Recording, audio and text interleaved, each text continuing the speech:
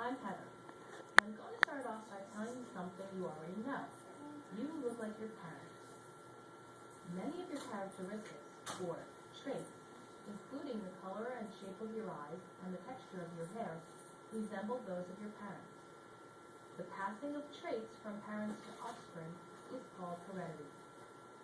Before DNA and chromosomes were discovered, what's responsible for heredity was one of the greatest mysteries of science. From the beginning of recorded history, humans have attempted to alter domestic animals, as well as crop plants, to give them traits that are more useful and pleasurable to us. For instance, people have long been able to manipulate how certain vegetables reproduce in order to get desired, not random, results. The scientific study of heredity began in earnest more than a century ago with the work of an Austrian monk named Gregor Mendel. Mendel was in charge of a large vegetable and herb garden at his monastery that helped feed his fellow monks. One of the vegetables he grew in the garden was the common garden pea plant, Pisum sativum, often referred to as pea sativum. Mendel was curious as to how he could plant seeds from one type of pea plant, such as ones having purple flowers, and end up with offspring that had white flowers. So, he carried out experiments in which he bred different varieties of pea sativum. British farmers had performed similar breeding experiments more than 200 years earlier, but Mendel was the first to develop rules that accurately predicted patterns of heredity. His experiments laid the groundwork for the current developments in the sciences of genetic engineering and biotechnology. Even though he couldn't see them, Mendel hypothesized that genes existed and that they were responsible for passing traits from parents to offspring. Mendel's theory helps explain how the process of natural selection occurs. Not only did Mendel's theory help explain how plants and animals may have evolved, it gave scientists and farmers the information they needed to develop disease-resistant crops and to breed animals for specific purposes, such as cows that produce more milk and horses for racing. Each of us has certain traits. A trait is a characteristic such as the color of your eyes, how tall you are, or even how smart you are. You receive the genes of each of your parents, one from your mom and one from your dad, for every trait that you have. This gives you a pair of genes for each trait. Although most traits, like hair color, are controlled by more than one pair of genes. The two genes for a trait may be the same or different. If they are the same, the trait is referred to as pure. If they are different, the trait is called hybrid. Some genes are dominant over others. If a person inherits both the dominant and the recessive gene from their parents, they will physically show the dominant gene. Mendel's pea plant experiments gave him the necessary data to formulate these theories of heredity, which now acts as the foundation for our understanding of genetics and evolution.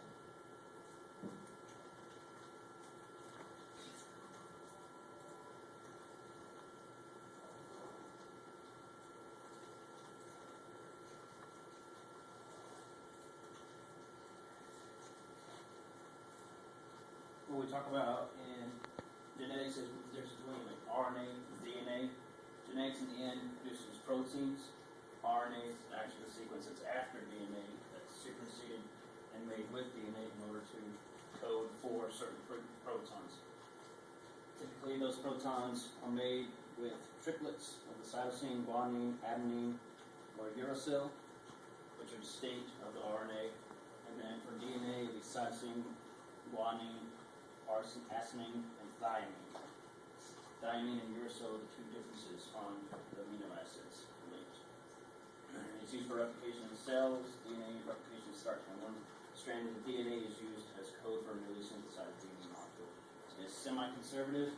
What happens is the DNA is unzipped, and the original strand gets a new strand made on top of it. DNA has a unique right-handed double helical structure that allows it to store lots of genetic information.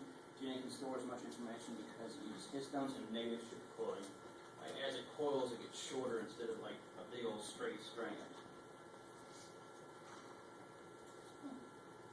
Role of DNA in storing and transmission of cellular information. It's stored in the nucleus in dense compact chromosomes called chromatin. DNA is used for replication in cells. DNA replication starts when the strands of DNA is used to code for a newly synthesized DNA molecule. Again, somewhat conservative. DNA is used to transcribe into RNA and then replicated to form a new molecule.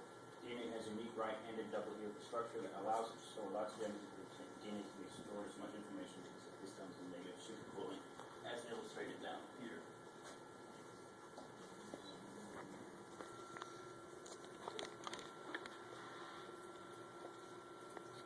Again, this is the base pair, the adenine to the thymine, guanine to cytosine.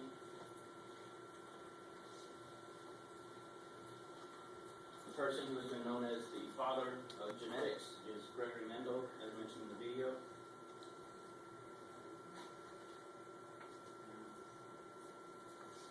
He did several shapes and instructions like it was said in the video. He was looking at seed shapes, seed colors, flower color, pod shapes, pod color, stem height, and flower opposition.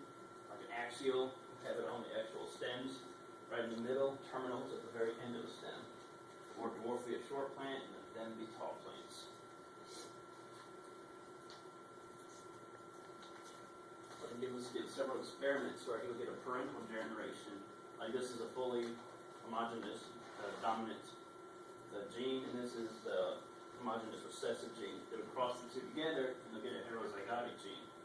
That, of course, in its phenotypical state, which means what you physically see, is the dominant trait. As it's passed down, it's mixed together, and on this genetic variance, this genotypically, which is according to the genes, the big S and little s, this is a 3-to-1 ratio. 3 being dominant, that'll be a round pod, and there's 1 being crinkled. So it would say it'd have a 75% chance of having round pods. And typically how that's filled out is you would start with certain genes, like I did here, and fill it out, or even if we did it a different way, like a big S, and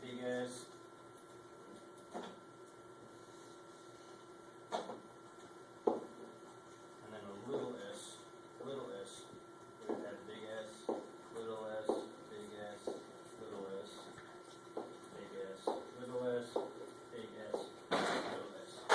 So genetically, this would be a heterozygotic specimen, but phenotypically it'll be a round. Again, here's another example. It's a lot more complicated. So you go add more genes. These are the parents on top and on the side, and they'll combine all the generations together. Again, a solid round yellow pea mixed with a crinkled green pea together makes a heterozygotic genetic form, or a phenotypically yellow and round pea.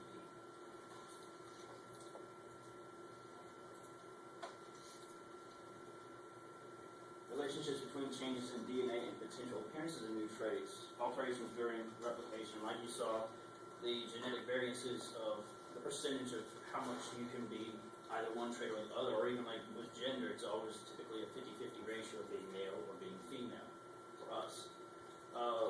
What are some of the things we talk about that occurs in genetics that happens as mutations is insertions, which is addition of one or more nucleotide base pairs into the DNA sequence, deletions, loss of genetic material, substitution, also called translocation, where genetic segments or whole chromosomes relocate with each other. This is done a lot whenever they're getting like E. coli to produce in bioengineering to make insulin. Imaging factors that can alter DNA, high energy radiation, X-rays, ultraviolet, like that little black light that a lot of people like playing with because it makes everything glow. It can actually damage your DNA, but the RNA is a little bit more resistant. Some of the chemicals that I found is nitrosaguanidine, hydroxylamine, bromo, deoxyuridine, ethidium bromide. Those are the top 4 that they have found that are called severe mutations. As the implications make it easier how to understand, deletions literally, segment will be taken away and it'll shrink the genetic information.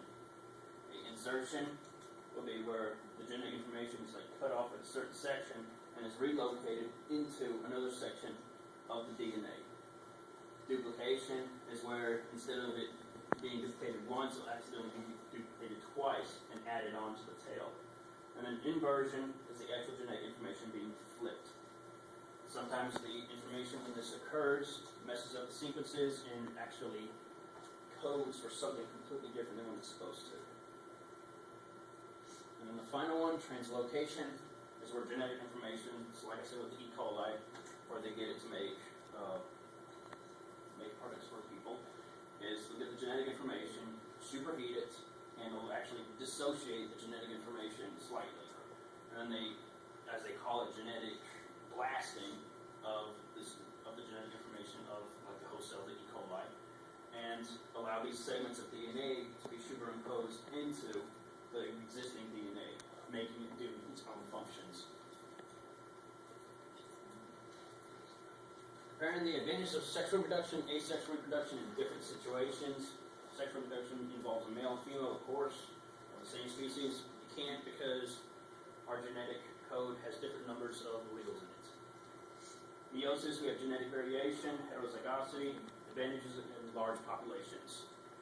So we have like small populations of towns, like there's one in North Carolina, where they are infamous for being the blue people, where they have a recessive gene that makes their skin a pigment of blue. And only that population has it, but the main reason that population has it is because they interbreed with each other. Asexual type of reproduction that takes only one individual is called mitosis.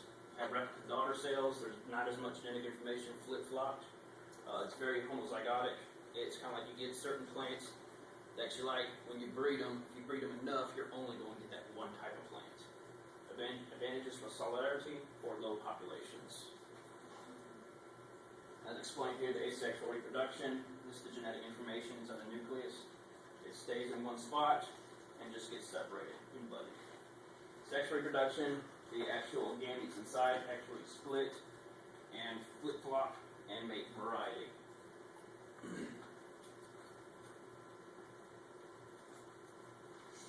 The DNA technology in forensics, medicine, agricultural. Time Magazine in 2012 was talking about how they want to know about people's futures. One of the fears in this is that insurance companies can get a hold of this genetic information and know what you're going to have or what you're more susceptible to. Like right now, they have tests for cervical cancer. If you test positive for this, you are more likely to have cervical cancers, which inevitably individuals can decide to have procedures to remove, like their cervix and etc., in order to prevent cancer from occurring. In forensics, of course, as we know, individuals who get cut or killed or anything like that, and you have to find whoever this individual is, they will use the genetics to find out who they are in a big bank. Like, for example, with me, I was in the military, I had to give a DNA sample, so if I ever get pulled up, I'll get pulled up in the military database. Medicine, again, is talking about finding genetic predispositions for certain diseases. Or if you don't know, if y'all ever heard of this term, trisomy 21 is also known as Down syndrome. And on that is we have 46 chromosomes in our genetic